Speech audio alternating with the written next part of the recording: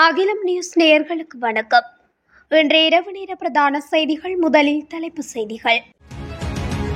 எரிபொருள் விலைகளில் ஏற்படவுள்ள மாற்றம். மின்சார கட்டண அதிகரிப்பு தொடர்பில் வெளியாகியுள்ள அறிவிப்பு. ரணிலை தொடர்ந்து மைத்திரி கோட்டபாய சிஐடியில் ஊழல் முறைப்பாடு. உணவு ஒவ்வாமையால் பேருவளையில் பலர் பாதிப்பு. கட்டுநாயக்க விமான நிலையத்தில் தீவிர பாதுகாப்பு குவிக்கப்பட்டுள்ள அதிரடிப்படையினர். யாழ் நெடுந்தீவு கடற்பரப்பில் பெருந்தொகையான போதைப்பொருள் மீட்பு. பேருந்து விபத்தில் ஒருவர் பலி, 57 பேர் காயம். நாய் மீது மோதி நபரொருவர் உயிரிழப்பு. வவுனியாவில் வர்த்தக நிலையம் ஒன்றில் திடீர் தீப்பரவல்.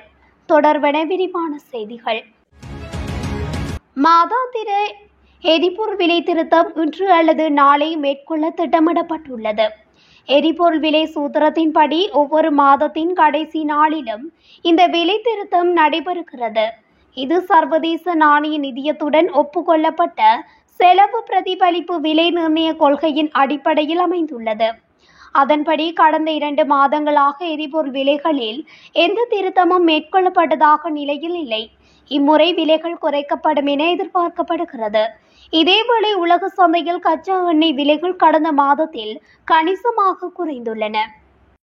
மின்சார திருத்த சட்டம் திரிவுபடுத்தப்பட்ட முறையில் திருத்தப்பட்டுள்ளதாகவும் ஒப்பந்ததாரர்களுக்கு எளிதாக்குவதற்காகவும் திருத்தப்பட்டுள்ளதாகவும் மின்சார பயனர் சங்கத்தின் தேசிய செயலாளர் சஞ்சீவ தம்மிக்க தெரிவித்துள்ளார்.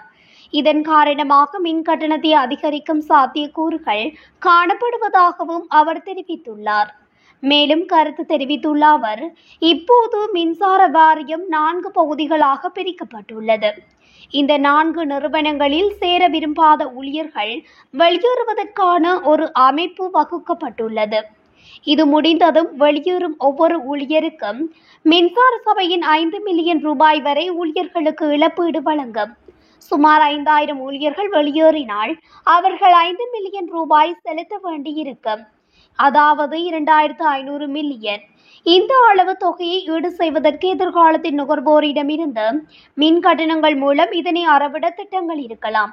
எனவே பணி நீக்கம் செய்யப்படும் ஊழியர்களுக்கு ஈடு செய்ய மின்சார கட்டணங்கள் அதிகரிக்கப்படாது என்ற உத்தரவாதத்தை அரசாங்கத்திடம் நாங்கள் கோருகின்றோம்.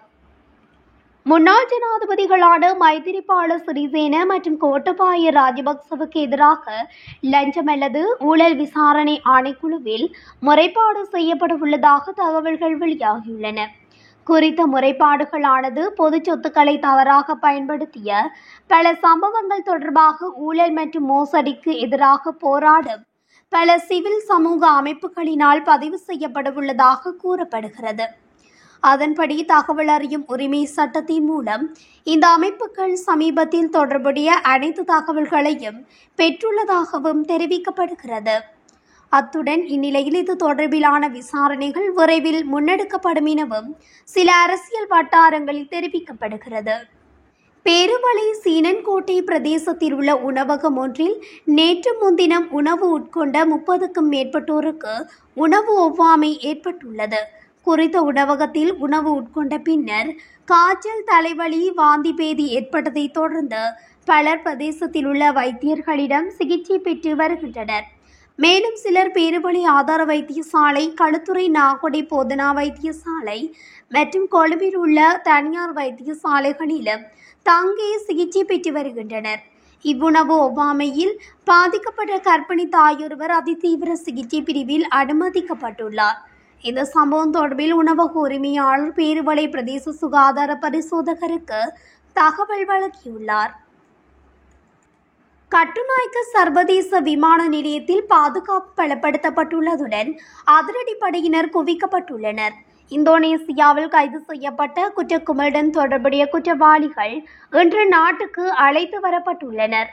கெகல்பத்திர, பத்மி மற்றும் கமாண்டோ சாலிந்த உள்ளிட்ட ஒரு ஒழுங்கமைக்கப்பட்ட குற்ற கும்பலைச் சேர்ந்த 5 பேர் இன்று இந்தோனேசியாவிலிருந்து இன்று இலங்கைக்கு அழைத்து வரும் நிலையில் பாதுகாப்பு தீவிரப்படுத்தப்பட்டுள்ளது.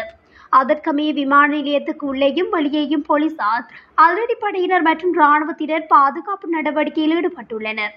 இலங்கையில் பல்வேறு குற்ற செயல்களுடன் குற்றவாளிகளாக நீதிமன்றத்தினால் அறிவிக்கப்பட்ட 5 பேர் நேற்று முன்தினம் இந்தோனேசியாவில் வைத்து கைது செய்யப்பட்டனர்.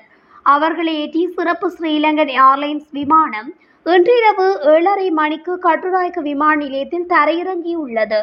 இந்நிலையில் பாதுகாப்பு பலப்படுத்தப்பட்டுள்ளதாகவும் பாதுகாப்பு அமைச்சு அறிவித்துள்ளது. யாழ்ப்பாணம் ஊர்காவத்துறை போலீஸ் பிரிவுக்குட்பட்ட நெடுந்தீவு கடற்பரப்பில் பெருந்தொகையான கஞ்சாவுடனும் 4 சந்தேக நபர்கள் கைது செய்யப்பட்டுள்ளனர். குறித்த கைது நடவடிக்கையானது நேற்று கடற்படையினரால் மேற்கொள்ளப்பட்டுள்ளது. கைது செய்யப்பட்டவர்களில் 3 ஊர்காவத்துறை பிரதேசத்தைச் சேர்ந்தவர்கள் எனவும் ஒருவர் வெளி மாவட்டத்தைச் சேர்ந்தவர் எனவும் போலீஸ் வட்டாரங்கள் தெரிவிக்கின்றன. இதன்போது சந்தேக நபர்களிடமிருந்து 150 கிலோகிராம் கஞ்சா மீட்கப்பட்டுள்ளது. கைது செய்யப்பட்டவர்கள் மற்றும் கஞ்சா என்பன நெடுந்தீவு போலீசாரிடம் கையளிக்கப்பட்ட நிலையில் இன்று மாலை ஊர்காவத்துறை போலீசாரிடம் கையளிக்கப்பட்டுள்ளது. மேலும் சம்பவம் தொடர்பான மேலதிக விசாரணைகளை ஊர்காவத்துறை போலீசார் மேற்கொண்டு வருகின்றனர். பொத்துவில் பகுதியில் பேருந்து ஒன்று கவிழ்ந்து விபத்துக்குள்ளானதில் ஒருவர் உயிரிழந்துள்ளதாகவும் 57 பேர் காயமடைந்துள்ளதாகவும் போலீசார் தெரிவித்துள்ளனர். காயமடைந்தவர்களை வைத்தியசாலையில் சேர்க்க நடவடிக்கை எடுக்கப்பட்டு வருவதாகவும் கூறப்படுகிறது. கெப்படிபோலவிலிருந்து அருகம்பைக்கு சுற்றுலா சென்ற பேருந்தே இவ்வாறு விபத்துக்குள்ளாகியுள்ளதாக போலீசார் குறிப்பிட்டுள்ளனர். பொத்துவில் கோமாரி பகுதியில் உள்ள பாலமருகே பேருந்து சாலையை விட்டு விலகி விபத்துக்குள்ளானது. இறந்தவர் வெளிமடை பகுதியைச் சேர்ந்த 74 வயதுடையவர். காயமடைந்தவர்கள் மருத்துவமனைக்கு கொண்டு செல்லப்பட்டுள்ளனர். இந்த விபத்தில் பேருந்து பலத்து சேதமடைந்துள்ளதாக கூறப்படுகிறது. கக்மன வலஸ்முல்ல வீதியில் நாய் மீது மோதி ஒருவர் உயிரிழந்துள்ளதாக வலஸ்முல்ல போலீசார் தெரிவித்தனர். இந்த விபத்து நேற்று மாலை இடம்பெற்றுள்ளது. மோட்டார் சைக்கிள் ஒன்று வீதியில் பயணித்த நாய் ஒன்று மீது மோதியதில் விபத்து இடம்பெற்றுள்ளது. விபத்தின் போது மோட்டார் சைக்கிளின் செலுத்துனர் காயமடைந்துள்ள நிலையில் சிகிச்சைக்காக வலஸ்முல்ல வைத்தியசாலையில் அனுமதிக்கப்பட்ட பின்னர் உயிரிழந்துள்ளதாக தெரிவிக்கப்படுகிறது. விபத்தில் உயிரிழந்தவர் மீஎல்ல பிரதேசத்தைச் சேர்ந்த 56 வயதுடையவர் ஆவார். மேலும் சம்பவம் தொடர்பான மேலதிக விசாரணைகளை வலஸ்முல்ல போலீசார் மேற்கொண்டு வருகின்றனர்.